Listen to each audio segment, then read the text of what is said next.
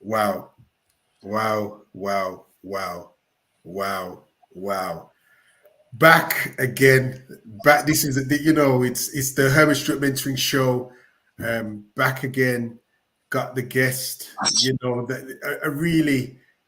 A really powerful conversation we had previously. People have requested that we speak again. I mean, just when I'm thinking about even introducing this man, the credentials are just on a different level. Criminologist, entrepreneur, you know, expert in youth violence. Professional speaking to the Premier League teams, talking to governments, like doing his PhD, like Craig Pinckney. Where does it stop? Where does Right. it stop? Got started. It's not started, but I am so glad to have you back on the mentoring show, because when we spoke last time, we was being very disciplined. We had a 30-minute slot, and it was like we just was getting warmed up, you know what I mean? By the time we was getting to the end, it was like it needs to extend, you know what I mean? But we said no, we need to reconvene, and it's taken a bit of time. There's been a lot of busyness. You're doing a lot of things. I'm doing a lot of things, and I'm just so glad that our diaries have been able to connect, that we could do this again. So listen. Thank you for coming back, Craig. Thank you. It's always an honor and a pleasure. I see you as one of my OGs, my olders. So situations like this, man, I always have to give thanks. So thank you. Well, you know something, I am really inspired and encouraged by what you're doing.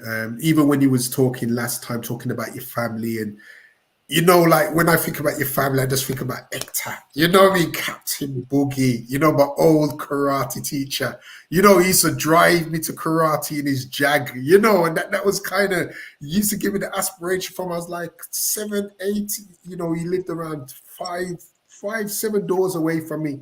And it's like seeing what he's done in the community, seeing his heart for the community, seeing who he is, and even like the roller skating and Answer Park, and like there's so many things I could share, when I even think about your family and everything, so even like just seeing what you're now doing in the community, and just seeing like the legacy going on, and just seeing like the forefathers and the pioneers and the people that have laid the way, and now you're doing that. I think that that's so encouraging. And when I was like reflecting on our last talk, and I was looking at some of the things that you were sharing about what's your passion and what's helped you to be where you are, and just looking at coming from a family that you've come from and doing the things that they've done now, I know that they must be mega proud seeing what you've done. And even I seen when you even like put something out about Auntie.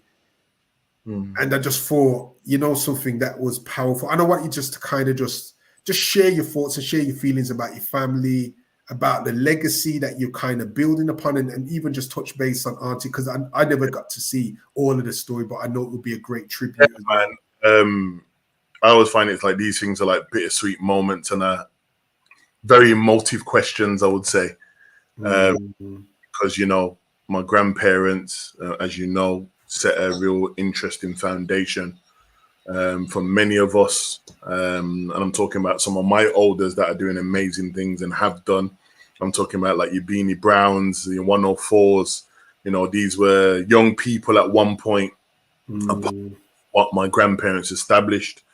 And then also my grandparents on my mother's side, the Williams and the Thompson family. That nurturing, that love, that care, that love, and that kind of need to want to help people. That legacy and everything I do, I always say it's part of my DNA. So I guess one of the things that I always kind of said is that I am going to make my mark. Blessed with the tools to be able to do all of the things that I love to do. That I will make my mark on an international and a global scale. But if I put that down to the question around family, one of the words that you just used was legacy, and I'm definitely a big believer of this idea and concept of legacy. And when I lost my aunt to cancer, a couple of years ago. I always made a promise that her name was going to continue, I guess, through the work I do. And I said to the people, there will be signs. Yes. There will be signs. And I think one of those signs, we were blessed to open our second children's home over the last couple of weeks. We got Ofsted's green light. And I always had that ambition, even from when my auntie passed in 2021, that I was going to honor her by having names linked to the things that I was going to be doing. And it just makes sense that when we opened our second children's home, I called it Angie's Home. And as a human being, she was remarkable. Mom.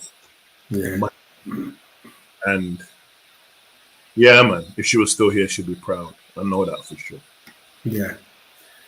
And you know the truth, she lives through you, in the sense of what she's done before, her kindness and her raising you up and encouraging you and correcting you and being there for you. And, those things have contributed to who you stand to be now. Even the man that you are now, that feels that it's important to make it a legacy piece. It's important to make a memorial that is giving life still. Do you know what I mean? Because it's not just a name of. It's not like it's a park bench, which would be great. When you put memorials of remembering someone, it's a children's home. Where you're giving life, where you're encouraging, where you're providing parenting for children that have lost their parents or don't have their parents or for whatever reason. So I feel it's quite powerful, even though it's like, as you said, it's bittersweet.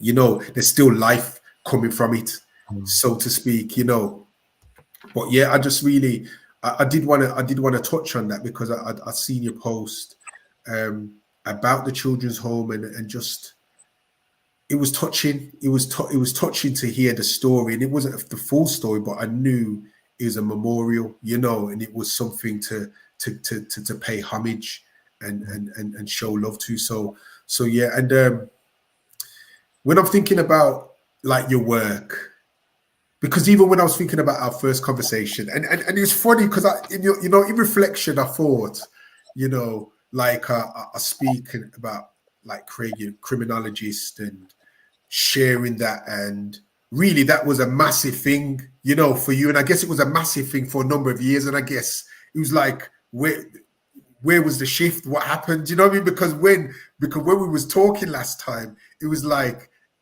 yeah, I'm a criminologist, but it's not all that I do. Do you know what I mean? Like, it was like, yeah, and it was good. No, it was good because it showed me like the progression, and it showed me like the evolution. It showed me the growth. It showed me that this is like you've built a foundation. You've been building a foundation, and now you're springing out and doing different things. Which, for me, I feel that it was a massive blessing, and I felt it was something to really celebrate, you know what I mean? So when he was talking about entrepreneurship, he's talking about, consultancy and the children's home. And he was like, wow, okay, I get it. But then I'm looking back at the foundation and I'm seeing the criminologist. So what I want to talk about is, I want to talk about one of the aspects of the work, because it's just like, where you are now. You're in a different city, you're getting ready to go and do some of that work. And I don't think we really even spoke about it, the work that you're doing with football teams, the work that you're doing with people. I would love you to share a bit about that and share like your passion behind that and what's driving you in that area. So the work that I do currently with the Premier League, I guess all started at Chelsea Football Club. So post the George Floyd situation in United States of America, you may remember there was quite a lot going on in the UK in terms of this conversation yet again about race. And I had to say it again because race is not a new conversation. But what happens is you kind of trigger moments or signals that kind of trigger conversations to start again. And I think George Floyd conversation was more about, what are we doing about race? Mm. And I think from the concept of sport, specifically around football, I guess they wanted to revisit that conversation about how do we kick racism outside of sport. What exacerbated that was some of the international tournaments, and we're seeing what was happening with some of our players, on that party line, and what was happening in terms of Twitter, and what was happening on social media, and the adverse impact that would have had on people as a whole. So I guess I was identified as an individual that would be able to come into Chelsea Football Club, learning to the staff team across the club around how do we relook at this issue called racism. So the people took as an educator and as an organization, we talk about this concept about moving beyond unconscious bias, because if the last, I guess, 15 years and the kind of development of equality, diversity, inclusion, and again, these are the new words now that we hear in most of the institutions that many of us work in partnership with. One of the things that's always oftentimes, I guess, pushed is this need for professionals to undertake unconscious bias training. And I guess the conversation around that is that's academically problematic for a particular, that we make the assumption that people that engage in racist behaviors don't know what they're doing. And I look at the issue around George Floyd, those officers didn't know what they were doing. So to put people on the process of unconscious bias makes a default assumption that people are not clear about what they're doing. So we do is called understanding racism and anti-oppressive practice. So we look at the dynamics of what racism is. We look at how racism manifests within institutions and how it plays out in terms of policies, processes, behaviors that may lead to some individuals abusing their power in a range of different ways. So we, Chelsea Football Club, gave them our proposal and our program about moving beyond the concept of unconscious bias. They liked it. So we were delivering some training with a lot of the coaching staff across the club. And I guess because we did an amazing job, Chelsea then done a little piece about us on their website. And then the Premier League contacted us and said, what's this about? What's this going on at Chelsea? And you don't know, when you do something at a big club, some of the other clubs then start paying attention. So a conversation with Chelsea again, to say thank you for,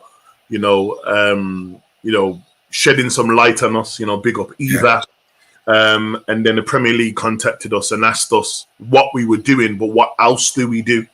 So they then promoted all of our services. So interestingly enough, remember, my organization is predominantly around violence and conflict, young people. What we noticed here now is that there's also other aspects of the work that we do around conflict within organizations. So we told them about the anti-oppressive practice work. We told them about the work that we do with parents. And we told them about the work that we do with young people. So then that with a contract from the Premier League, where we were going to work then with all of the academy players across the football clubs. And we were rolling out what we call our 360 approach, what we normally do in schools anyway. Parents were engaged. A lot of the coaching staff was engaged. And then let's just fast forward a little bit of time. What then happened, you may remember, with the issue with one of the players at Manchester United and that particular suspension with that particular player pending the investigation. And then the conversation was within the Premier League about there needs to be more learning as it relates to young men, some of the players around their behaviors, misogyny, gender-based violence, and so on and so forth. But that happened simultaneously where Chelsea already were using us for a second contract. And that second contract was looking at gender-based violence and was looking at inclusion. So whilst that was happening at Chelsea Football Club, they tasked us to train all of their 800 and plus staff across the club, between Stamford Bridge and Cobham, which is the training ground. And then Mm. Premier League came back to us and then said, we know that you're doing this gender-based violence stuff, this stuff around misogyny at Chelsea. Would you be willing to also support some of the other teams? And that's where Tottenham Spurs came in. That's where Aston Villa Football Club came in. And then we started to do the same thing with the Chelsea football player, first team players. And then this now was around safeguarding and also a part of getting those young players from the first team to be involved. So actually, it's 3 contracts that I have running simultaneously in football. So I guess when we post things, people might get a bit confused. But it started with Chelsea. So what you see me doing with Chelsea is running simultaneously with the contract that I have with the Premier League. Wow. You know, when you were just talking, I was just like, I was looking at you, and I was looking at your story, and I was looking at, you know, your grassroots, you know, and then looking at how you've transitioned, you know, and I feel a lot of people are not able to make that transition. You know, there's so many people that are gifted, so many people that are talented. You know, when you look at the community, when you look at even different professionals and different people that have probably had a certain background that gives them an insight into some of the things that is necessary or needed in society, sometimes it's difficult for them to make that transition. Yeah. So for me asking you, because when I think about even like your story, and you say, okay, you never done that well at school, but now you're studying and completing your PhD. You know what I mean? It's almost like, okay, where did you become academic? Or when did you start believing in yourself in that way? So that's one question I want to ask. But the next one that I want to ask is, you as a practitioner that is being able to be delivering your practice in different environments, go into from where you are into the football club, then into the Premier League. For yourself, was that a matter of contacts, or was that a matter of you was already developing practice? Did you have a vision? Did you see that's where you wanted to go? Or was it one of those things that all things just kind of lined up and it happened for you in that way? I think the question actually links in terms of my answer. So despite the fact that I had my challenges around my neurodiversity at school, I always had a hunger for learning. And I think a lot of people that when they hear children or young people that are newly diverse, sometimes people can make the assumption that, you know, education's not for them. And education was for me. It just wasn't taught to me or given to me in a form in which I was able to accept and receive at a particular time, providing that those educators at the time understood neurodiversity, which these are like common things that we're learning now.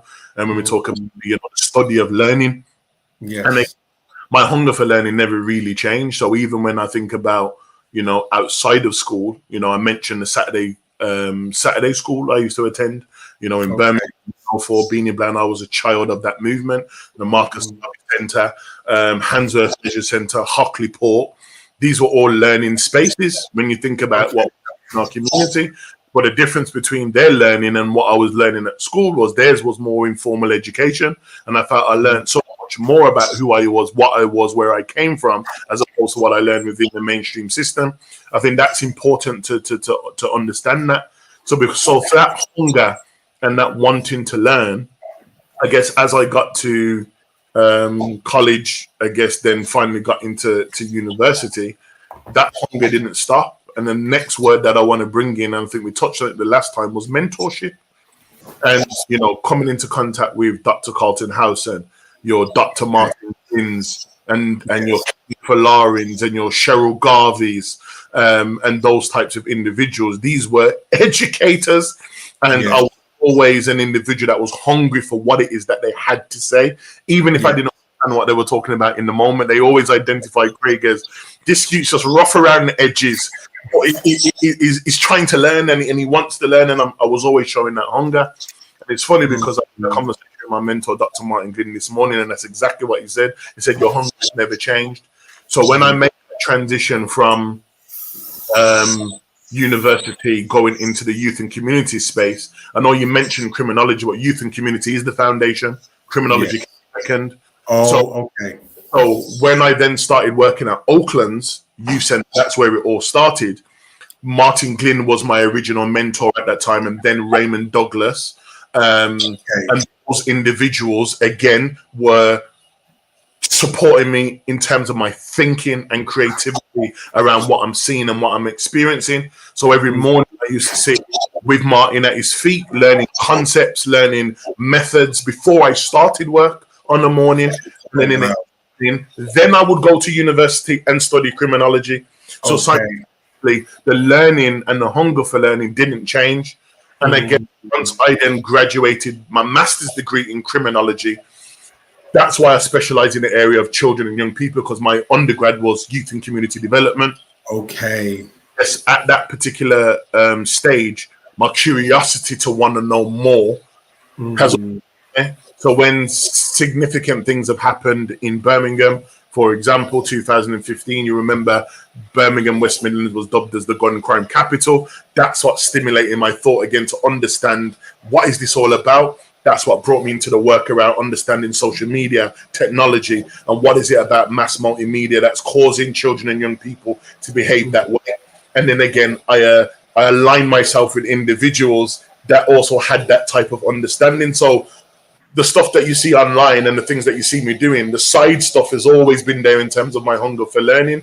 So in terms of the stuff, in terms of the Premier League, what's interesting is it was actually one of my former students from the university when I used to lecture at UCB that had a relationship with the head of safeguarding at Chelsea Football Club. So my assumption would be when they were having a conversation, she probably said, yo, my lecturer would be good for that. That's how that conversation and connection started. And I guess when we go back to that foundation that we spoke about in the beginning about legacy, and we're talking about the attributes that I've learned from my grandparents, my aunts, and my uncles, and developing relationships and networks then becomes so important to Solve's journey, because then my journey around how I get a lot of contracts and how I get a lot of work. I don't get funding. I don't bid for anything. Oftentimes it's based on trusted relationships because I'm seen as a trusted individual and I do a good job. The people that I bring in to support the work that we're doing also do an excellent job. And the reason why is because I sit on a unique selling point, which I say is that I'm about, or we are about, creating a standard.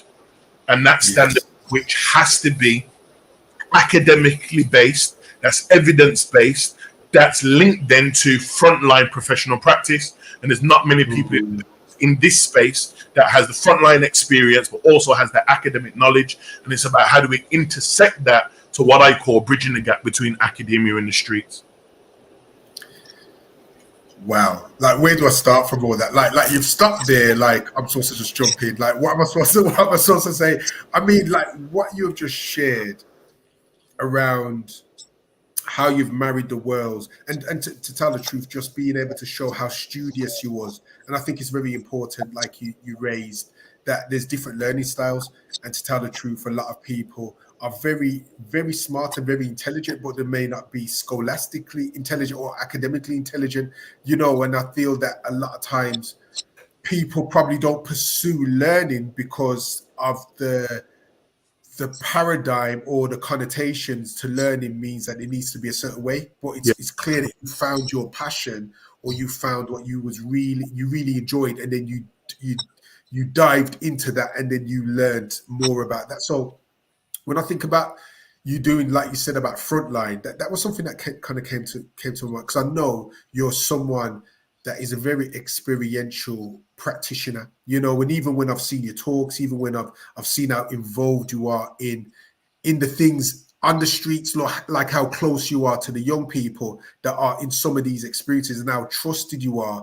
Like, my thinking was, there's two thoughts actually. One of them is like, how do you guard your heart? You know, like, how do you kind of protect your heart from, like, the things that you see and hear and feel and experience, to still carry on? Do you know what I mean? And still carry on being whole. Do you know what I mean? And what I'm trying to share is, like, kind of, you know, like when you get so close to a lot of things, or you see some things, it can really affect you and impact you as a human being in it, and it can affect it can affect your practice, can affect you as a person.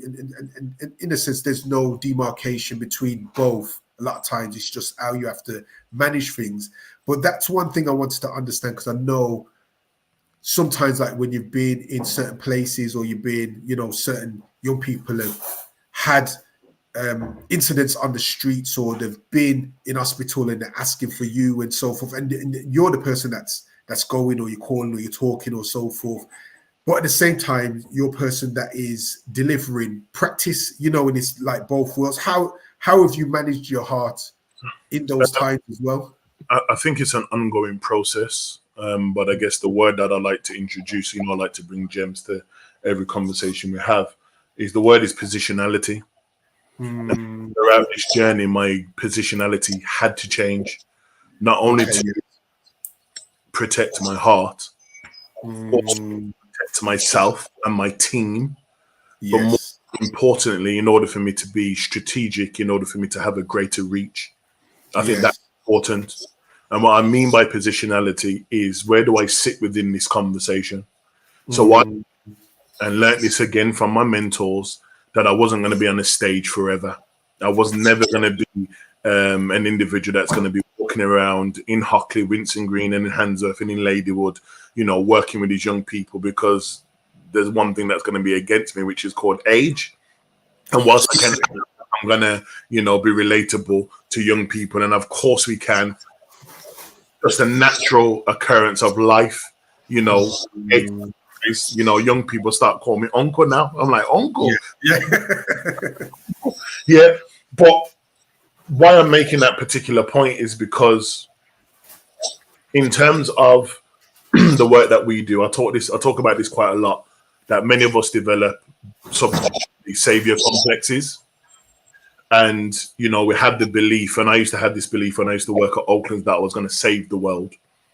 And it was really until, I watched those young people that were 12, 13, 14 years old become 17, 18, and 19, and sadly take the lives of other young people, exploit people, find themselves in prison or in mental health institutions. And I guess that impacted me, and I learned the hard way. I ended up in hospital a couple of times. I was burnt.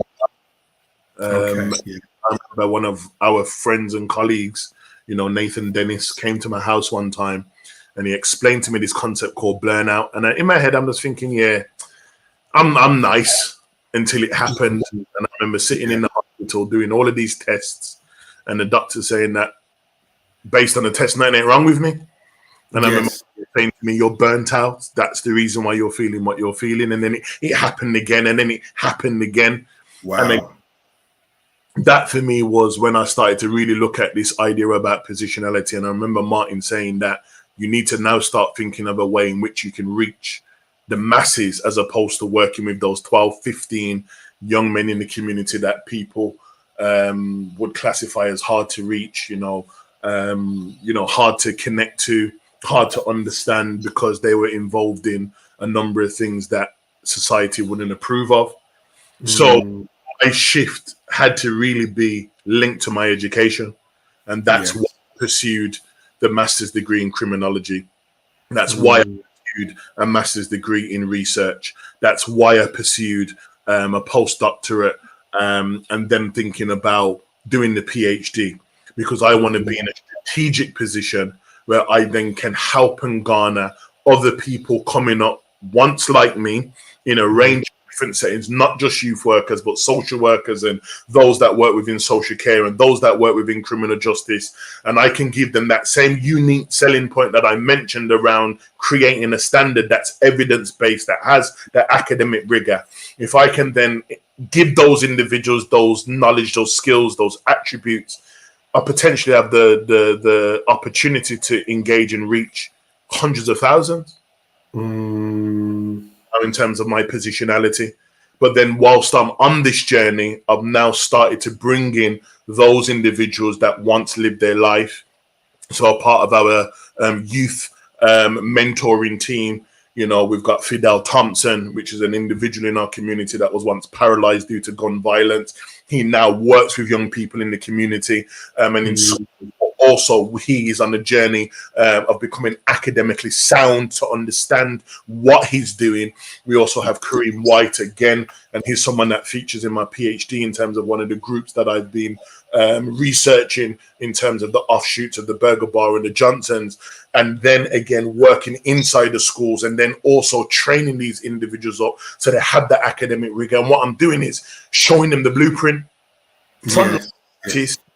academic, understanding the academic, and understanding the academic don't mean you have to go to university, but we have to get the models from the university. We intersect that, and that's how you bridge that gap between what we call academia and the street.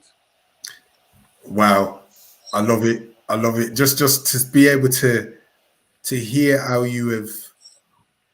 It's like how you've thought this through, but I could see when I'm thinking, it goes back to some of your mentorship, because Martin Glynn, that's his positionality, you know, in a sense of being an academic and being someone that thinks deeply on these matters. So being able to be positioned and to be able to learn from that perspective, that's been quite powerful. Yeah. And when I'm hearing the things that you share, I mean, there's so much that you share. I mean, one of the questions I'm going to ask is when are you writing your book? So Like, it's funny, that was the conversation I had this morning. Martin likes to ask me that question, but because of my neurodiversity, I don't like too much noise. So I said, the PhD's done, we'll have that conversation then. So that's phase 2 of where Craig's going to be at. So once the PhD's done, the PhD will become a book, but then I'm going to do my autobiography, which I think is separate after that. And then I'm going global after that. Okay. Because that was one of my questions. I was about to say, like, where do you see yourself going, and what are some of the obstacles or some of the milestones? You know, it doesn't need to be obstacles, but I guess some of them may be obstacles. The word obstacle for me was, what do I need to get? What wall now do I need to climb over, or what roof do I need to pop out in order for me to reach through the roof? And again, PhD, having that title to solidify what I'm talking about. And I guess, you know, just recently I just come back from America. I was speaking at Amnesty International's regional and annual meeting, where we were talking about gun violence. And I guess a lot of people were really interested in some of my thoughts and my ideas about violence here within the UK. Life crime they found quite fascinating. A lot of them didn't know that we don't bear arms here in the UK. So there's definitely a space for the work that I do. There's definitely some parity between the professionals here, or we call them violence interrupters. And I just feel like there's one of the things that I guess one of my ambitions is I'm aiming for Chicago and Baltimore at the minute. That they're on my radar. And I have the opportunity to probably connect with Johns Hopkins University. My ambition is I want to bring some of those professionals that I just mentioned from our team and others in Birmingham and others other organizations that are doing amazing work. And if I culture exchange of knowledge and practice, where that's what I'm aiming for. So I already know where that is, but as I said, it's noise right now. So I try not to focus on that too much, because now the most important thing in my world right now is getting that certificate. Okay. And being able to see where you want to go and the positionality, and it seems like you've been very strategic, you know, and it's as you said, the first part was the youth and communities work, which when I think about it, like, that makes sense. You know, it makes sense that you know, that being the first thing that you've done, because then that would have been your passion to be connected to, you know, the young people working in Oakland's. Come on now, Oakland, like when you that's rites of passage. That we put on so many dance in Oakland's and you know, been Oakland so many times, but yeah, that, I mean, that's the coal face.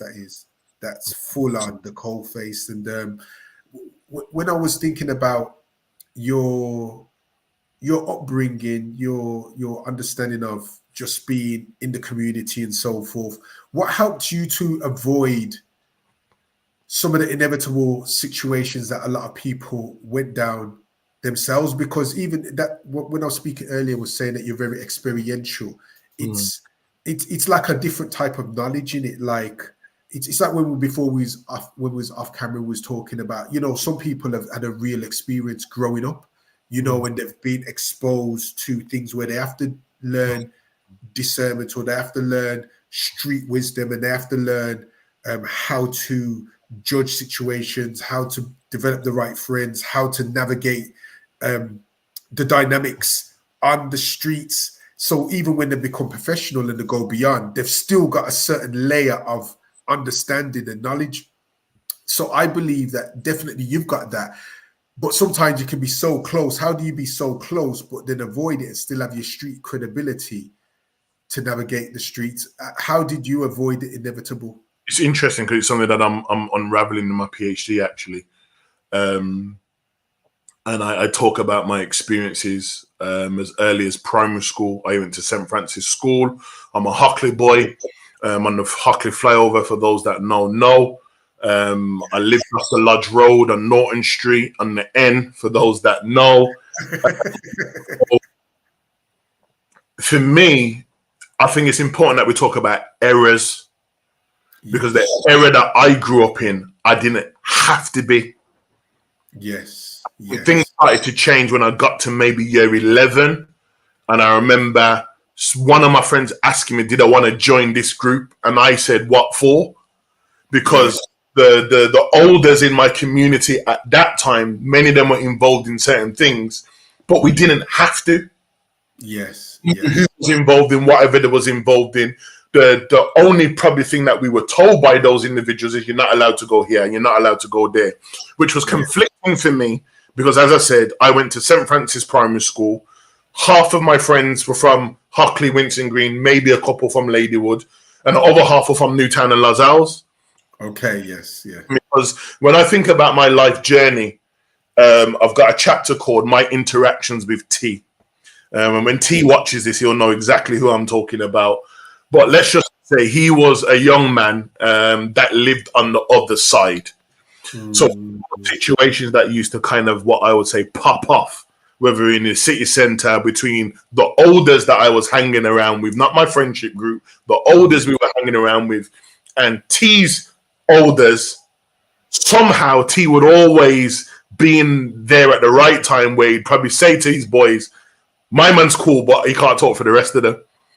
Yeah. And there's certain incidents, even in my adulthood, where I've been in Lascelles and things could have went left, and he was there, and he looked at those individuals like, you're stupid if you think you're going to say something, or move to, despite the fact that I've never been in a gang or a group.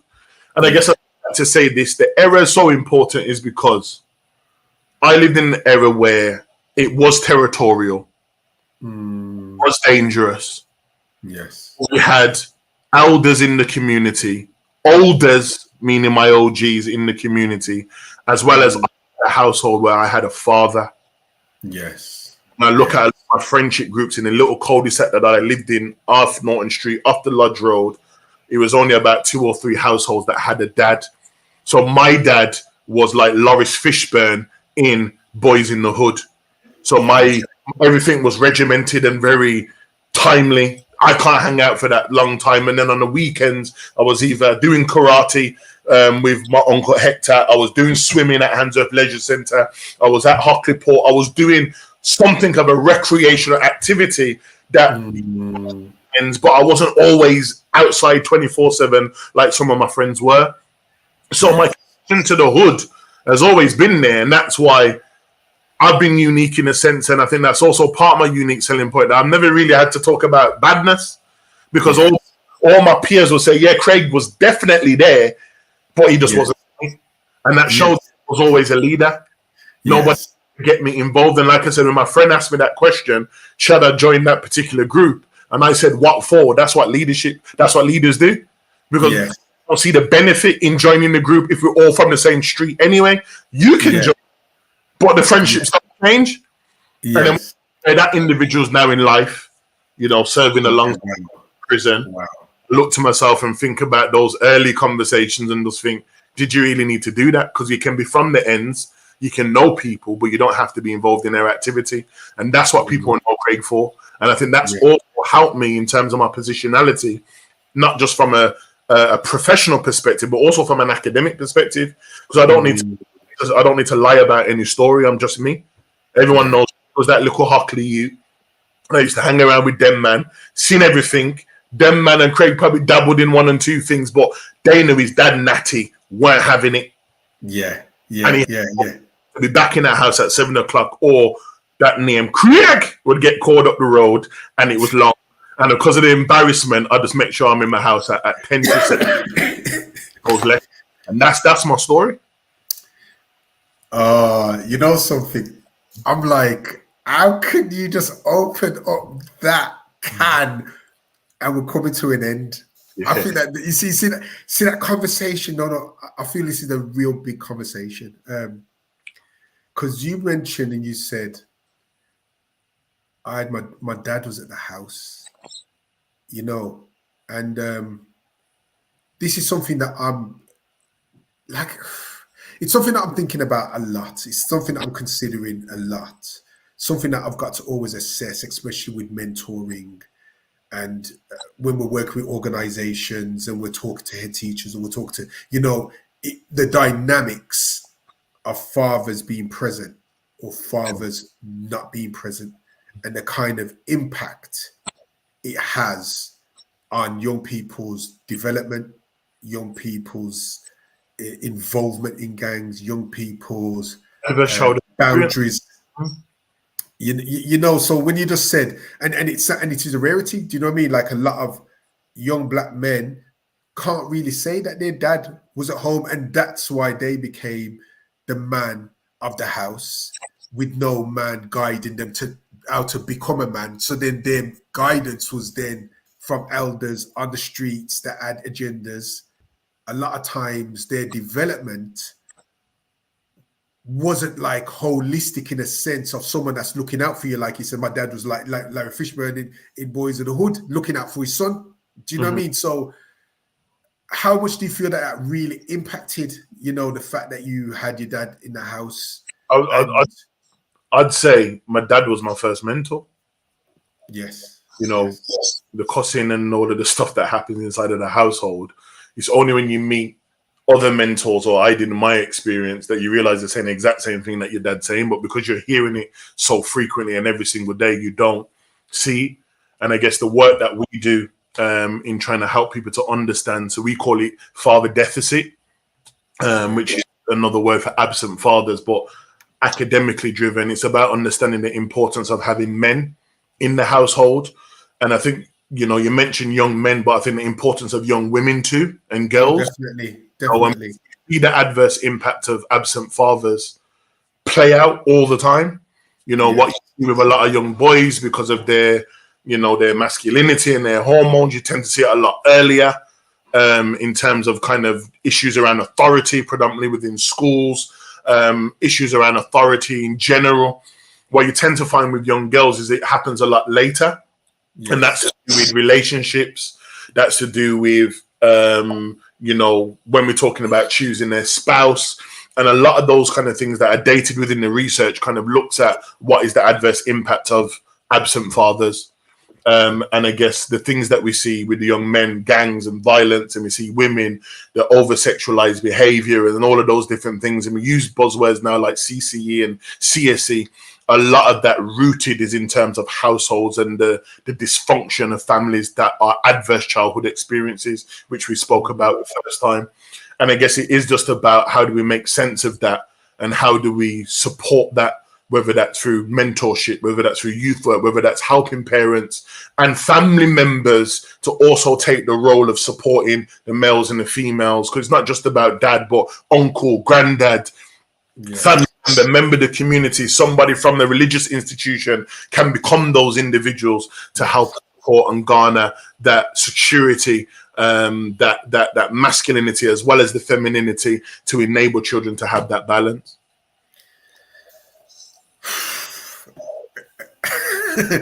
What do I say, Craig? My gosh, 1 o'clock. We're finished. Yeah, finished But now. it has been such a pleasure. It's been such a pleasure to hear your journey, to hear the nuances of your journey, the intentionality, the positionality, the strategy, the thinking. You know, it's wonderful to just see how you've developed as a person and as a thinker, you know, and as a thought leader, you know, as an educator. And it's a powerful example for people to look on and to listen to see what is possible, you know, coming from wherever we come from, whatever our starting point is. We can navigate and create paths and create a pathway when we find our purpose, when we find our passion, and when we find people that we can listen to. And I've just been really blessed and encouraged by this conversation. Took a lot of notes as well. It's been so good. So I just want to say thank you once Yeah. again for coming on the Mentoring Show, and just want to give you the opportunity to say any final words, point people in direction of your work, and so forth. Yeah, you can find me on generally all media platforms: Instagram, LinkedIn, Craig Pinkney. We've got the website, craigpinkney.com.